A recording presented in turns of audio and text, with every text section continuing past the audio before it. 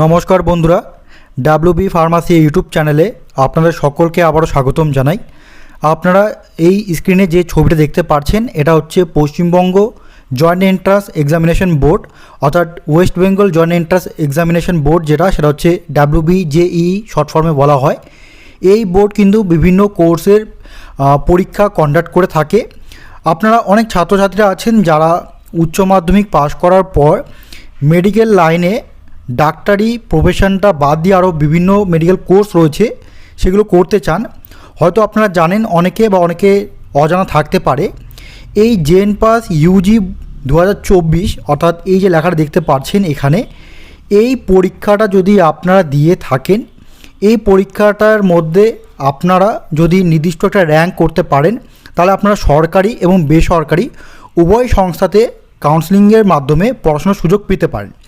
এবার কি কি কোর্স রয়েছে ডাক্তারি কোর্স বা ফার্মাসি কোর্স বাদে, দেখুন এখানে প্রথম যেটা রয়েছে, এই জেন পাস ইউজি এক্সাম দিয়ে আপনারা বিএসসি নার্সিং, যেটাকে ব্যাচেলর অফ নার্সিং বলা হয়, সেই কোর্সটি আপনারা সম্পূর্ণ করতে পারেন। এছাড়া এখানে রয়েছে শর্ট ফর্মে বিপিটি অর্থাৎ ব্যাচেলর অফ ফিজিওথেরাপি।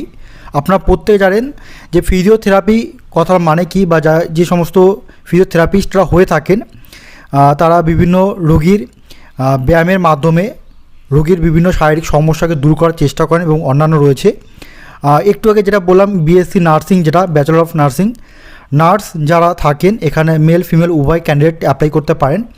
তো এই নার্সরা যারা ইঞ্জেকশন দেওয়া থেকে শুরু করে রোগীদের দেখাশোনা, রোগীদের ব্লাড প্রেশার মাপা, শিরাপথে স্লাইন লাগানো, এছাড়া গর্ভবতী মায়েদের দেখাশোনা, বাচ্চাদের দেখাশোনা, লেবার রুমে এদের কাজ থাকে, বিভিন্ন কার্যকলাপ রয়েছে।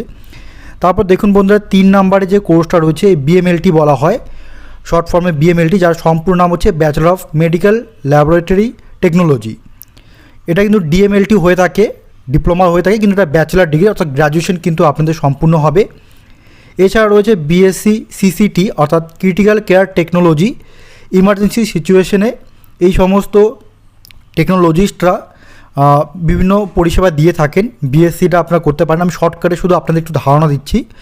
তারপর রয়েছে বিএসসি ওটিটি অর্থাৎ BSc in operation theatre technology, অর্থাৎ ওটিতে এদের ভূমিকা অনেক রয়েছে।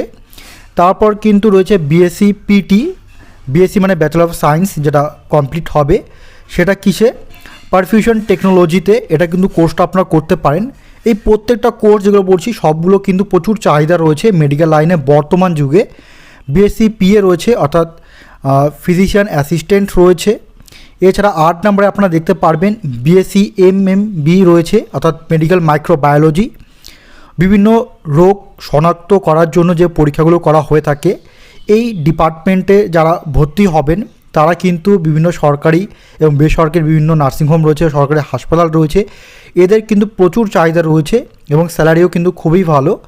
তারপর কিন্তু রয়েছে BVSO অর্থাৎ bachelor of vision science and optometry, অর্থাৎ চোখের সমস্যার ওপরে যে চোখের সম্পর্কে যে রোগ নির্ণয় বা চোখের পাওয়ার টেস্ট থেকে শুরু করে চশমার পাওয়ার সমস্ত কিছু বিষয় কিন্তু এই সমস্ত অপথলমোলজিস্টরা এই কোর্সটা করতে পারেন যারা হতে চান আর কি।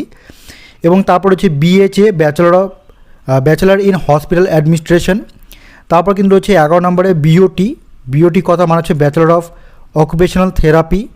তারপর এরকম পরপর কিন্তু এখানে রয়েছে 12 নম্বর রয়েছে BSc RIT অর্থাৎ রেডিওলজি অ্যান্ড ইমেজিং টেকনিক।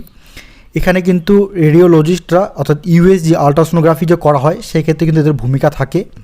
তারপর কিন্তু 13 নম্বর হচ্ছে BSc CSIC অর্থাৎ bachelor of central sterilization and infection control, যেখানে বিভিন্ন যে মেডিকেল ইনস্ট্রুমেন্টগুলো থাকে, মেডিকেল ইকুইপমেন্টসগুলো থাকে, এগুলো সার্জিক্যাল ইকুইপমেন্টস থাকে, সেগুলোকে স্টেরাইল করার জন্য অর্থাৎ জীবাণুমুক্ত করার জন্য যাদের নিয়োগ করা হয় তারা এই কোর্সটার মাধ্যমে ভর্তির সুযোগ হতে পারেন। 14 নম্বর হচ্ছে BSc RT অর্থাৎ ব্যাচেলর অফ রেসপিরেটরি থেরাপি।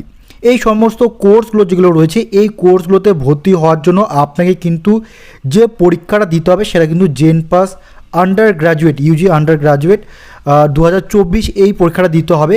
আপনাদের পরীক্ষাটা কিন্তু হবে 30/6/2024 কিন্তু পরীক্ষাটা হবে রোববার দিন। আপাতত এই ডেটটা রয়েছে, ডেটটা কিন্তু পরবর্তীতে চেঞ্জ হতে পারে।